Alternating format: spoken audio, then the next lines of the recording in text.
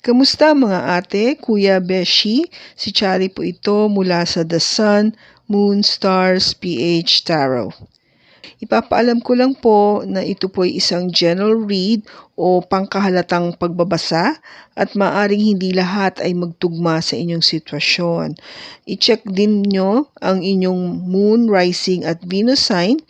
Baka doon mas tumugma ang read para sa inyo. At kung ang mensahe ay tama sa inyo, paki-like lang po at mag-subscribe kung hindi pa ninyo ito ginagawa. Okay, mag-umpisa na po tayo.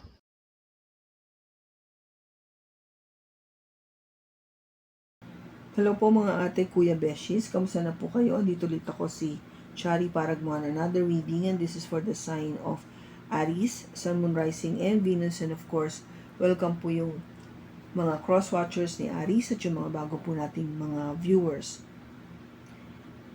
Kukunin ko lang po itong pagkakataon na to para po magpasalamat dun po sa mga subscribers at saka mga viewers po na nagpatid ng kanilang pagdamay po sa aming pamilya. Maraming salamat po.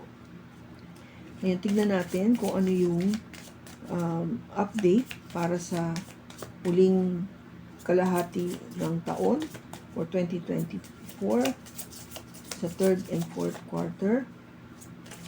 Ngayon, bagong lahat, tingnan natin kung ano yung pinaka parang general na message para sa'yo, Aries. We have illusion, intuition, and unicorn. Okay, so Aries, ang sinasabi dito, illusion is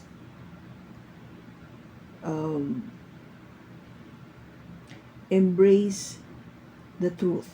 Okay? Yakapin mo daw ang katotohanan para walang ilusyon. No? Yung katotohanan kasi is the truth. Hindi siya yung katang-isip lamang. Now, intuition is trust your intuition. Pagkatiwalaan mong iyong intuition, isabihin nyo kung ano yung sinasabi ng iyong maliit na boses dyan sa loob ng iyong puso o yung kaluluwa. At unicorn is invite serendipity. Okay? So, i-welcome mo yung pag-ulit ng pagkakataon. That is serendipity. Okay? So, tignan natin, Aries, para do sa third quarter and fourth quarter, kung ano yung, we have a bouncing card, the Queen of Wands,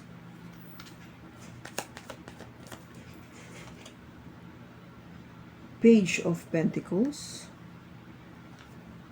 and the Star. We have the Emperor, the Seven of Wands, and the Page of Wands. Okay, Aries. So, umpisa muna natin ang career, work, or business. And then, afterwards, pupunta tayo sa love. Okay? So, third quarter is July, August, September.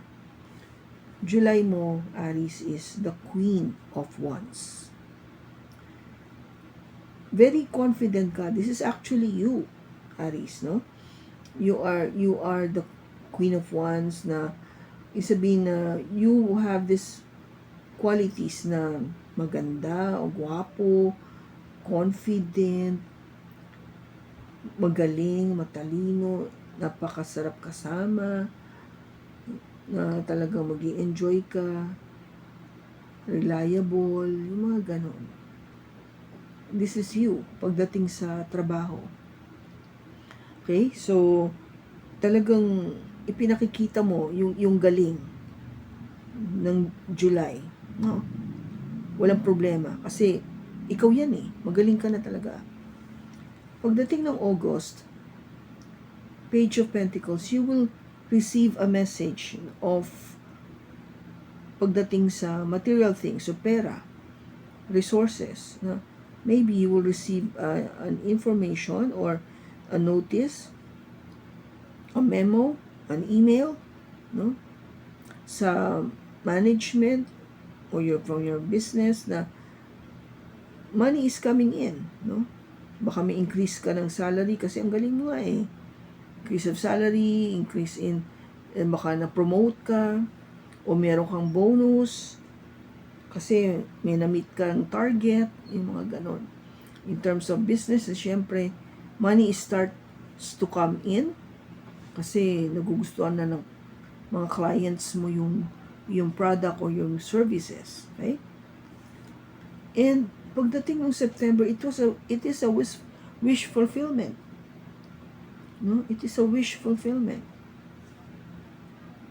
Natupad yung pinapangarap. Kung dati, nangangarap ka lang, pakiramdam mo, illusion lang yun, ngayon hindi na. Nagkaroon na ng katuparan with the star. Okay? Kung ba this is a wish coming true. Yung dream mo, granted, kung ba. Which is good kasi the third quarter is really of you working very hard and you will reap the benefits, no? Natatanggap mo yung equal na kung ba bayad sa'yo dahil sa iyong hard work, which is what you have wished for.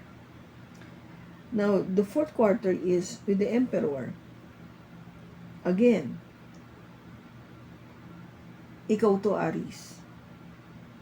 Sa tarot, you are the Emperor. The head, yung pinaka namumuno, yung pinakamataas, yung nangunguna, yung pinaka nagsasabi kung anong gagawin.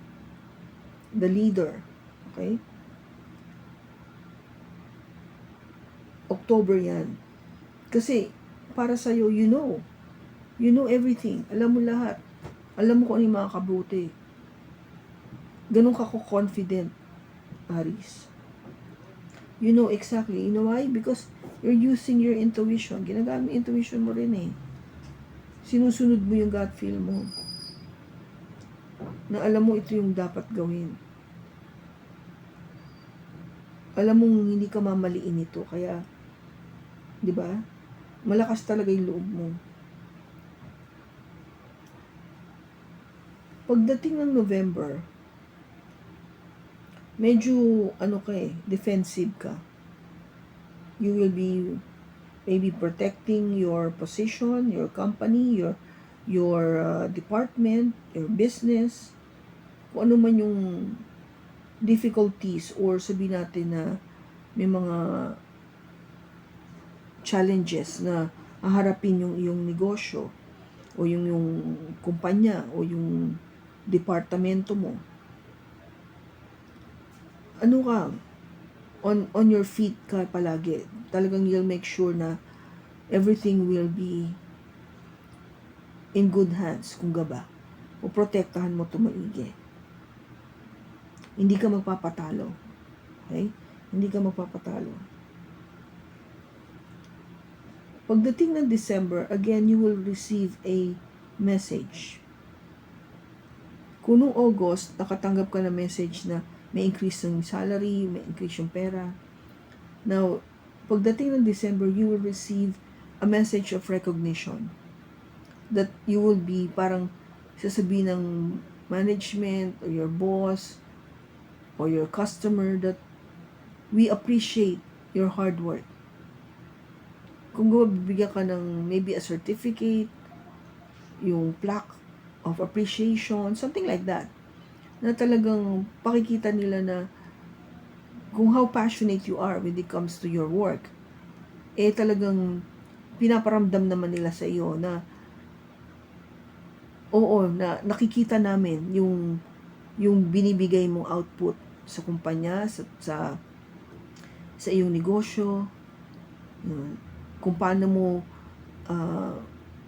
pinapalago ang iyong career, ganun. Okay? So, napakaganda, no? Napakaganda ng It will make you very happy kasi hindi naman lahat syempre puro pera, no?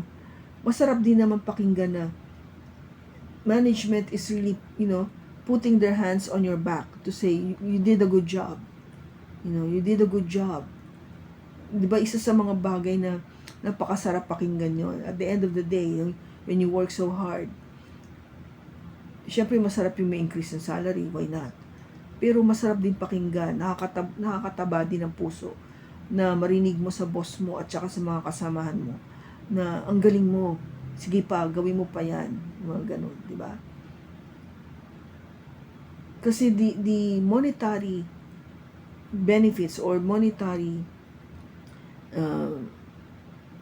output, dadating naman yan here, di ba?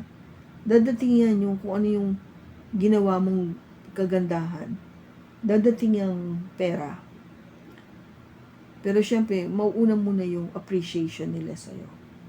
Which is, masarap pakinggan, di ba? Nakakataba ng puso. Parang, it drives you more to work more. Di ba? Now, pagdating sa love, Aries,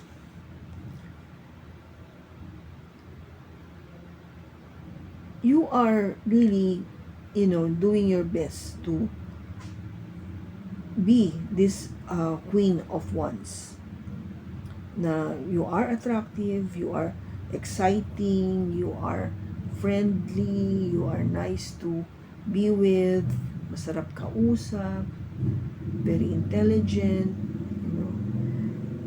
So you're doing everything that is really wonderful, okay?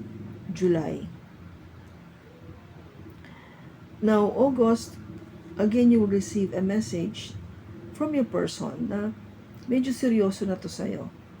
Kasi nag-o-offer na siya ng pentacles. Something to show you, maybe a gift, an offer of gift, no? May regalo siya sa'yo na parang pinapakita niya na na talagang I'm really getting into you now. Talagang nagiging dead serious na ako sa'yo. I'm so attracted to you, Aries, na I'm really wanting na maging tayo na. Seriously. At pag nangyari yun, September, it will be a dream come true for me kung maging tayong dalawa na. Okay?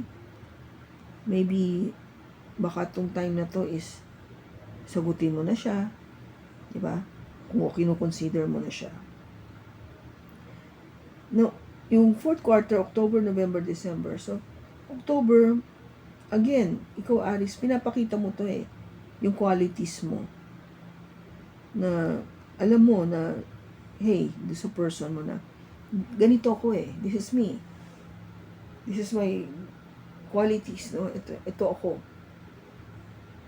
Which is good, kasi parang, from the onset, inaano mo na agad na,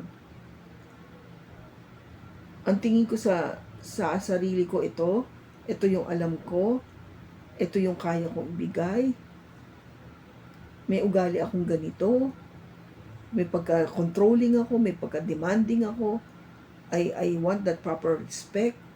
Kasi Aries ka no? You know, you rule the head, yung utak, yung ulo. So, kung gaba para bang nag-uumpisa lahat dito, di ba? Sa ating ulo. Kaya yung amount of understanding, respect, dapat andun. Dapat naiintindihan ng person mo. Kaya parang pinakikilala mo talaga kung sino ka. November is really parang pinapakita mo rin dito sa person mo na this is me, kung paano rin ako magprotekta sa relationship. Pag talagang mahal ko yung tao, this is what I can do. Kaya ko siyang ipaglaban. Kaya ko siyang protektahan pag inaapi siya. I mean, talagang you are really opening up yourself. Letting this person know exactly who you are. Letting your person know na hindi ka lang isang ganito. But this is my truth. No? Kung gaba parang, ito yung katotohanan ko Parang pinaano mo na sa kanya na, kaya mo ba ako? Parang ganun yung dating eh. Kaya mo ba ako? Kasi syempre emperor ka na eh. Ikaw na yung kataas-taasan. Yung person mo might be just a page. Yung baba. Bagito pa. Kaya, pinapaalam mo sa kanya, ito ako. But the person would send you a message na, I'm very passionate about you. I'm attracted to you and very passionate about you. Though, maliit lang to, umpisa pa lang to. Pero makikita mo naman yung ano niya, yung effort niya. Nag-i-effort siya. Maliit pa lang yung effort niya, pero I think you would appreciate that. Pinag-aaralan mo nga eh.